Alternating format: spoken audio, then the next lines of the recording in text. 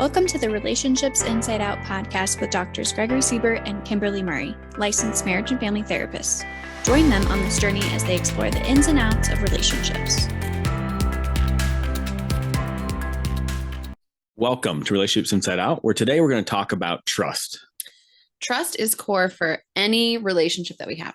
It starts from the day we're born and is included in everything that we do with any other person every day after. Yeah. And I think most of us get this concept, right? If I trust someone, I know they have my back. I know I'm safe with them. I don't feel like they're going to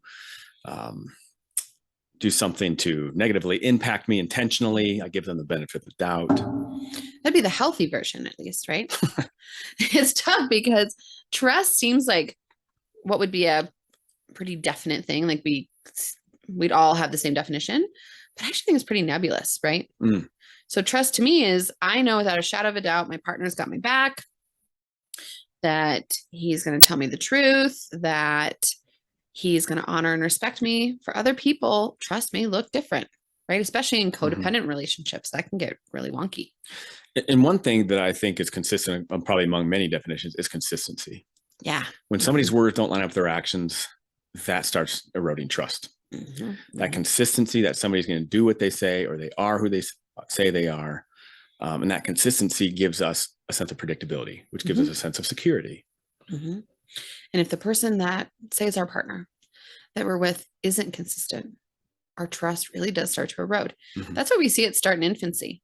Can we count on our caregiver to feed us, to attend to our needs, to attend to our cries, to clothe us properly, to change our diaper? Or are we left to sit without our needs being met?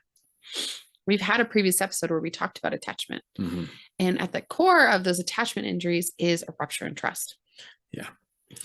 And when we think about trust in relationships, if it's not there, this is where we start becoming insecure. Earlier on, when we first meet somebody, especially romantically, we're like, this is amazing. I can trust everything about this person. The love stage, the high. Screw all the red flags. Just dump them out. This person's amazing. But then you're with them for a little while. You start seeing things don't add up. There's inconsistencies. That trust erodes. Then we start becoming insecure. And in order to get some sense of control, we start pursuing more. We start texting and checking in on them, which paradoxically drives them away. And we think by getting control, we'll trust them more. Yes. Nope. And that's really the thing. So trust is broken a lot in relationships. It happens. We fail our partners. We fail our friends. I think about it in the context of infidelity. Trust is severed. And everyone's wondering, can I get this trust back? It is possible. But it takes both people to work towards it. It takes forgiveness. Openness. And importantly, time. Just because you learn a couple skills, things shouldn't change immediately. Trust is something that does build over time. It has to build over time because you have to see that consistency over time. I laugh because as couples therapists, we often hear clients say, I've been here for 4 times. Why are things not changing? Yeah, my goodness. Why is this not different? Why am I still mad at my partner? Why don't they trust me yet? Yeah. Because it takes time. Yeah. And often, sometimes it is. So I talk about death by 1,000 cuts versus death by one. Sometimes it's one big rupture. But chances are, say that one big rupture is infidelity. Chances are you've already had death by 1,000 cuts because something led to that infidelity in the first place. Yeah. That is a process over time that created that rupture in trust. So it's going to take time to heal it, and to solve it. And to establish new processes, healthier interactions. I talk about that with couples all the time, because part of building trust to me, if I were to look at it in an ideal sense, especially in any relationship, and I'll talk about it in the context of a romantic relationship, but is I feel safe enough to be vulnerable without being judged. And by vulnerable, I mean, I can tell my partner how I feel, not I feel like you don't like me. I feel afraid you're going to leave me. Yeah. I feel afraid I'm not good enough, but you have to have that trust to even get to that point. And it takes time. And importantly is even in the process of building this trust, we've been in the processes and engaging in the ones that have led to mistrust far longer. Yep. Those are still going to show up every now and then. It's about the frequency at which hopefully over time they decrease more and more. But even say like you're really good at everything you've learned in therapy and you're doing everything you can, you're going to have it happen every now and then, because we go back to what we know. And what we know is a lot of times what we grew up with. How did my parents manage stress? How do they manage conflict? We're going to go back to that, especially when stress increases. But how fast you recover and how you navigate that conflict is a sign of that trust. And I hear couples often say, I want to go back to the relationship we had. And I challenge that notion. Do you really want to go back there? Because that's how we got here. Yeah.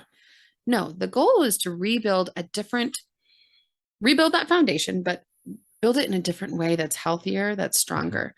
Trust is not, I trust you, so therefore you can never make a mistake. I trust that you will be perfect, do everything I say on time, every time. If you don't respect me. You don't. Which is sometimes the standards people can hold their partners to. Yeah. Trust is, in general, I can count on consistency.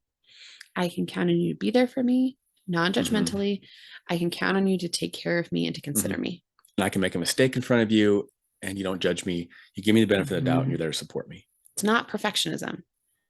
So when we talk about healing from trust or building trust, it isn't that my partner will never do something to hurt me. Will never make a mistake. We'll never say the things that they used to say before that led to this. It's going to come up.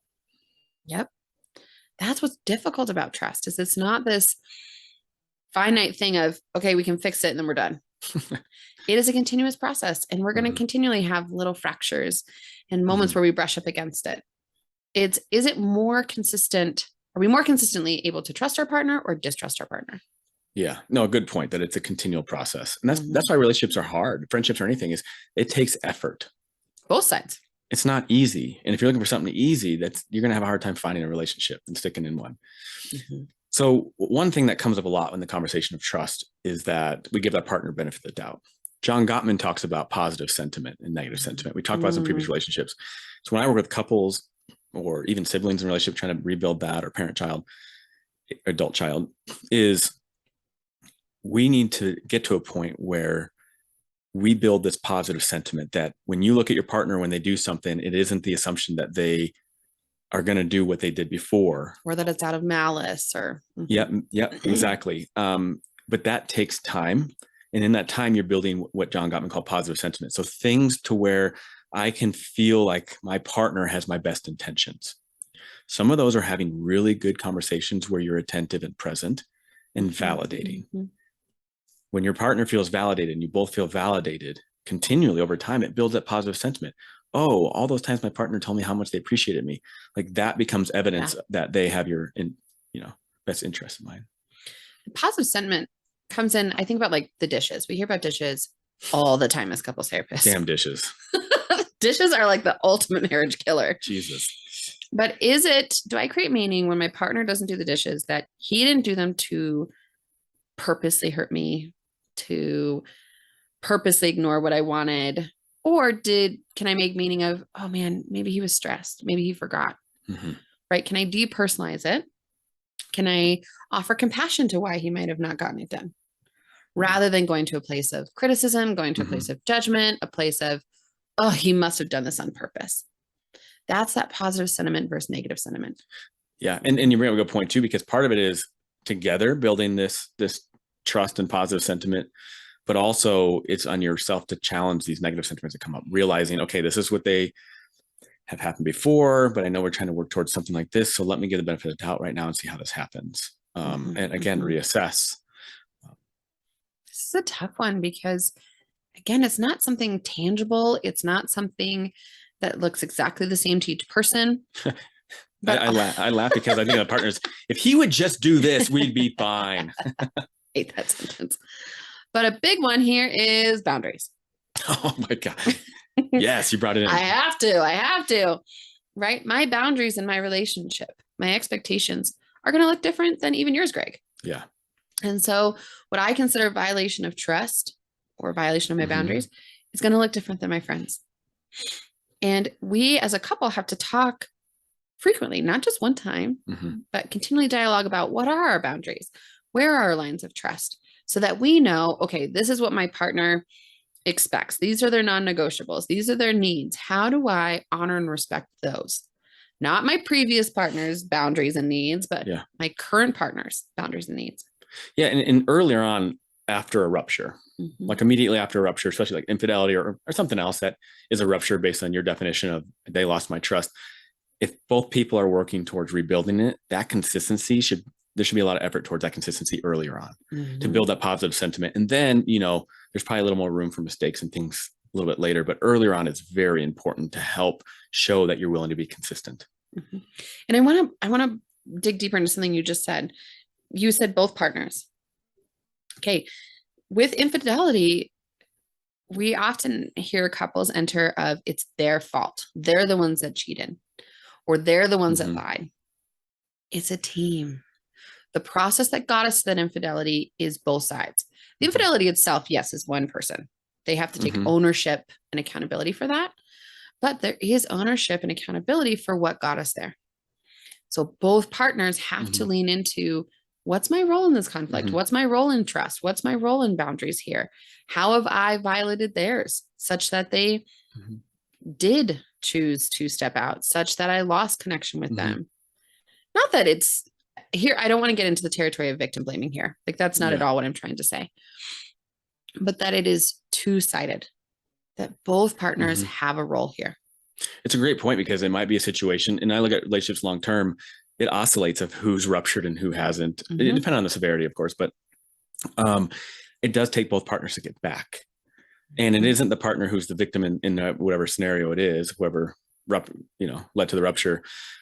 They also have to play a role in, how can I improve the dynamics to serve as a resilient factor so this is less likely to happen again? Because we go back to, like, say, infidelity, some of those things are not feeling connected. It takes two people to feel connected. Again, not blaming the person who didn't commit or engage in infidelity. But everybody has a role in that process of getting us there and getting us out of it. It's hard. This is not light lifting. Some work we do in therapy is a little bit easier or lighter than others. Rebuilding trust, at least from my standpoint, is probably one of the harder. It is, harder issues to work through. Yeah, and some of the basic foundational stuff that we've started talking about, but I work with couples, is the building the positive sentiment, as John Gottman talks about. And that starts with the communication, it starts with the validation. Going specifically to the communication piece, which validation is within, but sometimes you can validate someone behaviorally, like, rubbing them shoulders, depending on how they receive validation. But communication, conflict management, if you get to a point where you're effective at navigating stress together as a couple, you can build trust, because now you can rely that as a team, we're going to get through this. If you don't have that and you can't rely on your partner to get through conflict or stress, I don't want to bring anything up to them, that erodes trust, because trust is also being able to communicate with honesty what's going on for you. And go to therapy for this. We are not innately born with the skills to communicate. Often our families don't give us the best skills to communicate. So go to therapy. Go see someone who specializes in this, so you can have the healthy tools to stay regulated in conflict, to talk about the hard stuff, to communicate openly, directly, and honestly, while also not being brutal, right? But lean towards that space so that you can develop those skills and thus prevent some of these ruptures in trust from happening again. Yeah, and building those skills and being willing to do that, even if you don't identify as the person who created the issue. Both sides to tango peer but people. This is part of the accountability. And one thing that, Gottman talks about too, as a predictor of long-term success, is acceptance of influence, or I like to look at it as like taking accountability. Yeah. Even if somebody said something that is very hurtful, it doesn't get anywhere to continue to blame them to change. It softens it when we're able to take, I can see how I did X and it led to this. It softens it. And now we can have a conversation and less defensiveness.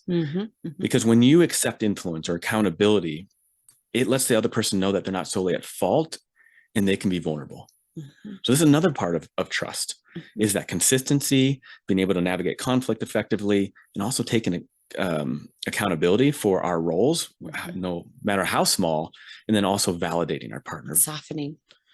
Yeah. You have to be a safe landing for your partner. That can be hard at times.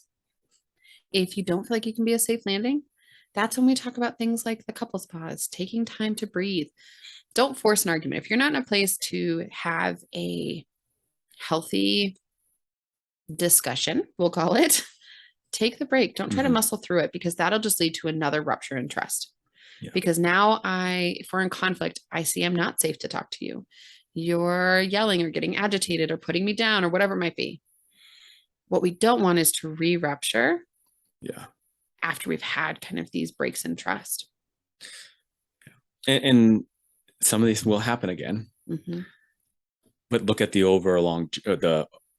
look over the whole entire journey of we're working towards building it, and we're not perfect. Now, that's not an excuse for somebody who's like, oh, I'm going to go out and do it anyways and just say this is part of the journey. Touche. Yeah. I mean, know your partner and know, kind of get a sense of the intentions. But in general, look at the entire journey and process that you guys are engaging in and the progress you made long term, and not allowing this one instance negative thing to undo everything you're working towards. Depending on how serious it is, you got to have your boundaries too, right? That's up for you to decide of, okay, I'm not willing to do that anymore.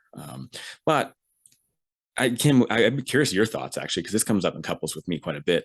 Is there's a partner with 1 foot out and 1 foot in, and they're trying to work on building trust. But for me, I don't know how, if you're not fully committed, I don't know if this is going to be an effective journey. Well, I'm actually thinking of some specific people right now. And part of it for me is my role as the therapist. I offer psychoeducation on why the rupture might have happened. Yeah. Whether it's a trauma response or around our defensiveness, fight or flight, things like this. I offer psychoeducation on how we rebuild trust. And trust is not this like 100% now I've reached the point of trusting you. It is, I trust you 90% of the time. I trust you with positive regard. I trust you with good things. Not that you're never going to make a mistake, right? I do have couples on my caseload that there is a partner who's 1 foot out. And so it's asking, can you have 2 feet into this process? Maybe not into the relationship, but into the process. Yeah. Is that possible? I mean, for me, I look at it like, and some of this stuff isn't spoken, right? This partner's not saying half foot in, half foot out. I'm picking up on it. If I'm picking up on the partner who's all the way in is picking up on it. And how do you be vulnerable and start working 2 feet in this process if you get a sense that your partner's not fully in? And that's one thing I do call out. So any couple where there's one person with 1 foot in, 1 foot out, it's named, like both partners are fully aware of that. It's a tough dynamic to walk of how do I lean and be vulnerable, but I'm afraid you're going to leave me. It's a tough one. Yeah. And sometimes for the person who's been hurt, that's how they, at least from my work, that's how they have to start and then eventually get to that 2 feet in spot, because that's what feels safest. Yeah. At least at the beginning. Yeah. And that's typically what I see too, is like, I know long-term that's not going to work. Yeah. But it does have to start there. And I often call that the discernment phase. Yep. We're going to use this process to discern, but important in that process, what you and I have just been talking about quite a bit, is you're going to fail each other. Your partner is going to potentially engage in the very things that have led you to this decision or discernment process in the first place. It's going to happen. But I need to know you're committed to the process of rebuilding this. Yeah. Because that's what's tough, is there's this expectation, like I got 1 foot out. As soon as they do something that has, triggers me from everything in the past, whoop, foot's out. Yep. And then we start all over, and the process starts all over again. And couples therapy is very, very difficult when somebody just continues to step in and down step the out. line. Yep. And oftentimes I will call it out too and say, this will not be effective if I don't have your full commitment. This has to be your goal. Your goal has to be working on building trust. It doesn't have to be getting back in a relationship. Which is an important distinction. And people often think they're synonymous. Yes. Especially with co-parents, right? If we're going to have a relationship afterwards, regardless of how our romantic relationship continues, we need to be able to trust each other. Otherwise, co-parenting is really hard. Yeah. Really hard. Especially when there's such a divergence in beliefs and values of what they want to, how they want to raise their child. But so talking about trust, a lot of things we hit on that I think are important is it's about that consistency. It's about letting your partner know that you can be there, and them letting you know that they can be there, and you can be vulnerable and make a mistake and not be your best self and get the benefit of the doubt, or give them the benefit of the doubt. It's about validating one another. It's about being able to navigate conflict. Honoring boundaries, limitations. Yeah. And I want to throw out a caveat. While we're talking about this in the context of romantic partnerships, this also applies to family and friends. Absolutely. Yeah. So anything we've talked about here, to a degree, obviously, you can work through in family therapy. You can, even there are friends that work through things in therapy. If you don't trust a family member, honor that. right? We can work through that part just like you would a romantic partner. Because yes, family gets complicated, and sometimes we give our family a free pass to violate our boundaries. And as everyone knows, I'm huge on boundaries. So even for family, we need to be able to trust that they're going to honor our boundaries. They're going to honor our limitations, that they are going to hold us in a space of positive regard, that they are going to hold us, hopefully, non-judgmentally. And we're all human, and there are going to be times that we don't like somebody and they don't like us. But again, look at it long term, because it's easy to focus on these one moments where we feel like we've just destroyed everything or they destroyed everything. But really think about it long term, like, who's this person been for me? Have they bettered me in general? Right? They make mistakes. Okay, they, in the context of infidelity, that's not something I value. I can't be with that. Okay, well, that's your decision. But really reflecting long term, and then especially if you both decide to move forward, whether that's friends or family members or even romantic relationships, to move forward and build that trust again, to really understand that it takes time. It is a process. We're going to fail each other throughout this process, but over time, hopefully that decreases. And through that process, even though we're kind of getting back into some of our old patterns, is that we are building a better foundation. We're having better conversations. We're navigating conflict better. Both of us are able to take accountability. That one's so huge for me, the accountability piece. And the mutuality of that. Yeah. And again, it softens everything. And when I look at fights, typically couples come in wanting to control the other person and making sure that they change. We can't do that. All we can do is influence us, and taking accountability is a way to influence our side of that interaction cycle. Again, trust is something that starts in infancy. And if you know you're someone who struggles with trust, or you're with a partner who struggles with trust, or a family member, encourage that support for yourself or for your loved ones. Because if we don't, my lack of trust for my partner isn't just with my partner. It impacts my trust with my kids, with my friends, right? So if I have struggled with trust, solve it for yourself, not for the other person on the receiving end, but for yourself, so that you can have those healthy, positive relationships that honor your personal autonomy, that honor your space. And you bring up a good point, is that it goes back to what you said earlier, very in the beginning, about everyone has their own kind of idea what that trust looks like. And you might have someone that is just has a lot of requirements for that trust. That's up for you, for your decision, if whether you can meet all those requirements. And it's up to that person who might have all those requirements, as you just said, to reflect on yourself. Like, is this the best way? Do I need all these things? I look at it in the context of relationships, like the demand of like, well, if you do this, then I'll trust you. And I'm not going to be able to trust you again until you do this. I look at those high demands, and and rightly so. They were hurt, and they need that sense of control. Like, they can predict that it won't happen again, which we don't have. And that high control can again push somebody away. So it's counterintuitive. We can't control the other person's behaviors. We can only control our boundaries, our level of trust or leaning in. And if the other person doesn't want to honor our boundaries, you control your reaction to that, not their choice to either respond or not respond. That's true with families, romantic partners, doesn't matter. When you're rebuilding trust, or when you're trying to, even if it's not after a specific rupture, if you're just trying to lean into being a more trusting person, know your boundaries, know your limits, set them. If people don't honor them, that's your choice whether or not you continue in relationship with them. Yeah. And it's such a good point in terms of context of trust. The boundaries, again, is that, say someone has different boundaries. I look at it I had a few of these couples where one partner's idea of infidelity was not the other's. So one was like, if you're texting another girl, it's cheating. The other one was like, what? And they had never talked about this before. So this person's trust was violated again. And in the subjective sense, that's their experience and their boundaries. And that has to be talked about to determine whether that's effective moving forward. And you can actually meet that. And you also value that level of boundary. So complicated. Well, this has been Relationships Inside Out. As always, if you have comments, concerns, questions, topic ideas, please feel free to email us at relationshipsinsideout@gmail.com. And we look forward to chatting with you next time. Thank you.